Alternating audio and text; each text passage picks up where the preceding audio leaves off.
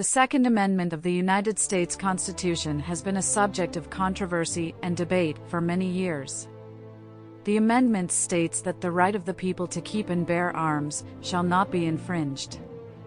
While some interpret this amendment as a fundamental right to self-defense, others argue that it was created to protect the interests of slave owners.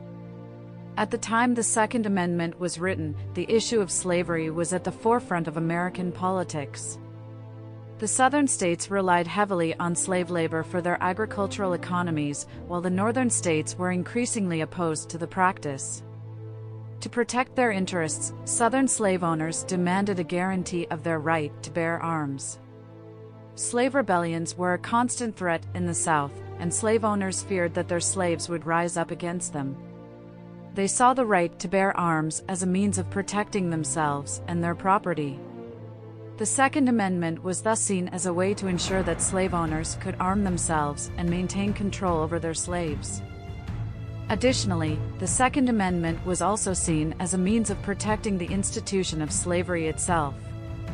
Many slave owners feared that the federal government would attempt to abolish slavery and saw the right to bear arms as a way to resist such efforts.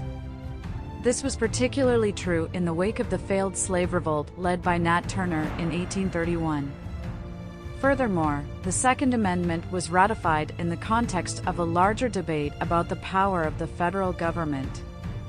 Many Southern states were deeply suspicious of federal power, and they saw the right to bear arms as a means of resisting federal encroachment on their rights, including their right to own slaves.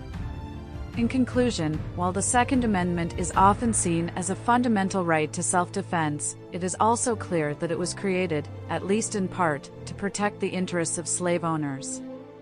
The amendment was intended to ensure that slave owners could arm themselves and maintain control over their slaves, and to resist any efforts by the federal government to abolish slavery. It is important to understand this historical context when interpreting the Second Amendment and debating its contemporary relevance.